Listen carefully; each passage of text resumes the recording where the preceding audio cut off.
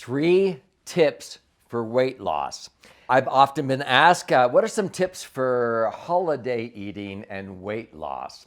So I'm going to share with you in this episode how my wife and I lost about 30 pounds each in 90 days, learning these tips from a nutritionist. So you're going to see how you can do this and gain insights that we got to be able to achieve the health that we desired.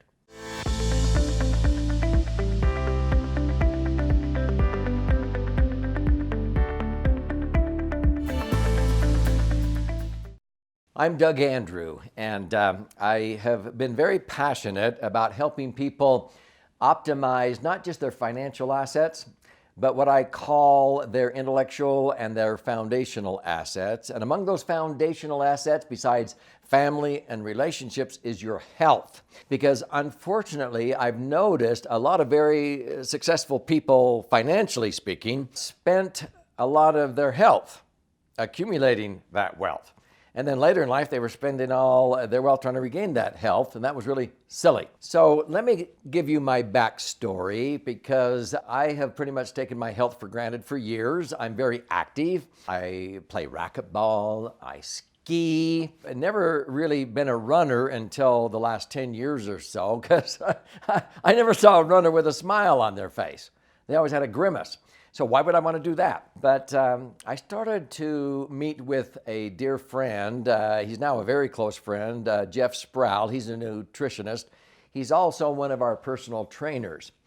And we began to realize that we needed to exercise a little bit more seriously, do more cardio, and also eat right. But I would say 90 to 95% of weight loss has to do with what you put into here, not how much you exercise. I've seen people just exercise, and then they go out to the drive-up window at Wendy's or McDonald's, and they negate everything they just took 2 hours to burn off. I mean, one M&M. You have to go 100 yards in order to burn off one M&M, the calories. So we met with Jeff, and we learned several things, and I interviewed him on my radio show. I have a national radio show, have for 11 years, and this was in October.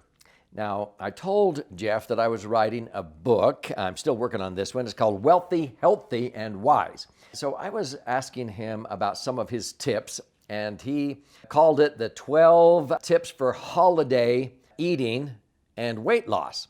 Now, it doesn't have to be for a holiday, but in writing my book, I discovered in America that many people gain about 12 pounds on the average in America between Halloween, trick-or-treat time, and New Year's. So the average gain is 12 pounds. And January 2nd, the gyms are packed, because people get motivated, inspired to take off the 12 pounds they gain. But by February, March, those fitness centers are like ghost towns. Hello? Where did everybody go? Yeah, the implementation is what's hard. So the average American only takes off 10 of the 12 pounds. So the net weight gain annually for Americans is 2 pounds. You do that over 30 years and you're 60 pounds overweight. This is what happens. And so we wanted to prevent that. And so my wife and I, we started running 3 miles, 5 miles, 10 miles, and so forth. But it was really in the eating. So Jeff shared with us some additional tips, and I'm only going to disclose the top 3 that we discussed on the radio that day. And then I helped him do a little white paper, a short white paper on these tips. But the first 3 were game changers. This is what allowed my wife and I to lose about 30 pounds each in 90 days. So you ready? Here we go. How many of you are like me and my wife? I'm not going to gain weight this holiday season.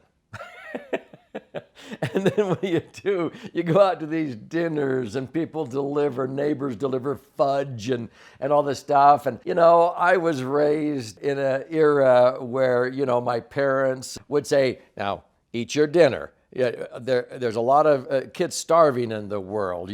And so, I had to eat all of my dinner. Now, don't mistaken me. It's like Zig Ziglar used to say, we had plenty to eat at my house. I know, because whenever I past my plate for seconds, my parents would say, "No, you've had plenty."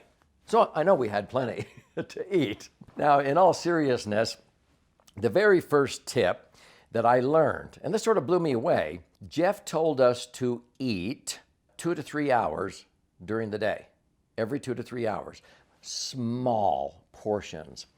And if you've ever read some of the books or listened to Dr. Mark Hyman, he says probably the biggest game-changing tip was to get up in the morning and within the first 30 minutes, for men, consume about 32 grams of lean protein to get your metabolism going. For women, my wife usually consumes more like 18 to 22 grams of protein, a protein shake. And I usually put in a half a banana, or I put in 1 banana in my shake, my wife puts in a half banana. But we do that within 30 minutes of waking up and we get our metabolism going. And then every 2 to 3 hours, we have small portions of food every 2 to 3 hours.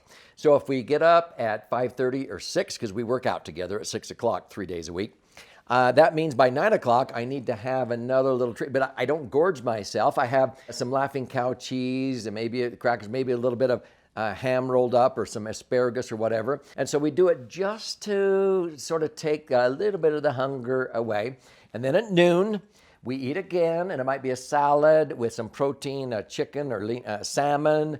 We only have lean ground beef or lean red meat maybe once every 5, 7, 10 days. We eat a little snack again. I'll usually have a protein bar around 3 in the afternoon. We have a dinner at 5, 5:30 or 6. I learned not to eat fruit after 7. Most people consume more calories after 6 p.m. than they could ever burn before they go to bed. And that's what sumo wrestlers do to gain weight, is they eat big meals at the end of the day. So we usually would eat our bigger meal at lunch, and at dinner, we would have a meal, but we wouldn't gorge ourselves, and then we wouldn't take any type of sugar, even fructose in, after 7 p.m. A lot of people have desserts late into, 9 and 10 o'clock at night, bowl of ice cream or whatever. That was the first tip. Did it ever change our habits? Now, it was painful. When I started running, it was painful for about 17, 18 days, and then all of a sudden I began to enjoy it. In fact, it was painful if I didn't run. And so pretty soon I began to realize, no, I don't want to feel that way. I want to have the oxygen to my brain. And so I began to crave the clarity and the energy and the oxygenation, because our brains are oxygen-holics. And so once you go through the pain, pretty soon it's painful if you don't exercise. It was painful to change our eating habits, but then once we did it and we cleaned out our bodies, it was painful to go back to what we used to eat. So it's these small portions, get your metabolism going, eat every 2 or 3 hours, smaller portions. That was the first tip. You ready for number 2? The second tip was to eat carbohydrates, proteins, the right kind, and the right kind of fats every single meal. Now, to be honest with you, I didn't pay much attention. I sort of ate whatever I wanted to. My wife sort of fixed what was in the fridge, okay? But when we learned from Jeff Sproul, the nutritionist, how to look at our meals and comprise them of the right ratio, about 50 to 60% of low glycemic carbs. I didn't even know what that meant. That would be maybe Yukon Gold potatoes instead of regular potatoes. It would be maybe brown rice instead of white rice. And as we began to shift our diet, pretty soon our bodies adapted to that. And so it was 50 to 60% of every meal were the low glycemic carbs. And then 30 to 40% were the right kind of lean protein, maybe a little bit of salmon, not a big piece. This would be a little 4-ounce piece. If it was red meat, it would be a very small portion of red meat. And halibut, fish, we ate more fish, very little red meat. And then the fats, it was 10 to 20% of the right kind of fats. We basically stopped using much butter at all in our cooking. We used coconut oil. And frankly, I'd rather have coconut oil now on my popcorn than butter any day. Or you could use olive oil. But when we switched to the right kind of fats and the right ratios of low glycemic carbs and protein, the weight, 2.5 pounds came off every week for 12 consecutive weeks. We lost 30 pounds in 90 days. But you need to hear the third tip. So the third tip is something I had ignored my entire life up until that point. And that was to listen to my body. Now, what I mean by that is every 2 or 3 hours, I would ask myself before I put anything in my mouth, if there's treats sitting around, I mean, if your pantry is full of chips and pretzels and all kinds of stuff, I mean, you got to get rid of that stuff because of the temptation. You have to change your environment. You can't have all those snacks and everything, but every time I would open my mouth, I would ask myself, do I need this? Am I going to be more active in the next 2 or 3 hours or less active? If I was going to be more active because I'm speaking in front of an audience or whatever, I'm running, I'm going up and down stairs, I might have one more bite of a protein bar. If I was going to be less active, I was going to be sitting at my desk, I would eat a little bit less. It was the first time I had trained myself to listen to my body. And so I only ate what I knew I would burn. Because if you eat more, I mean, your body goes, they're loading up. There must be a famine coming. And so it stores it in the form of fat on your body. And so, no, you don't want to take on any more than you will burn off in the next 2 or 3 hours. And I started listening to my body. My wife did that. So just the results of those 3 tips. And we were losing 1.5 pounds, 2 pounds, 2.5 pounds every week. You do the math, we lost 30 pounds in 90 days. I weighed about almost 200 pounds and I went down to under 170. My wife also lost 30 pounds and we pretty much kept our weight at the right level. Depending upon what kind of activity I'm doing, I might fluctuate up 2 or 3 pounds, down 2 or 3 pounds. But that was a game-changing difference. We had to change. It wasn't a temporary change. Oh, I can't wait till I go back to potato chips and Doritos.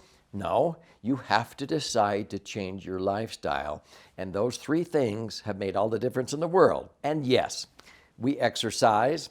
During the holidays, when people deliver the fudge and all that kind of stuff, we just abstain. I've learned it's better to put it down the garbage disposal or give it to somebody else or whatever than to eat it out of guilt and then have to take it off. It's cheaper just not to consume it in the first place. So if you want to know more, this is why I write all kinds of books and I give tips like this. The most recent book, titled Entitlement Abolition, this is about all kinds of empowerment, and I give all kinds of tips in this book. I have another book called Learning Curves, Life Lessons Learned While Riding a Harley-Davidson Motorcycle.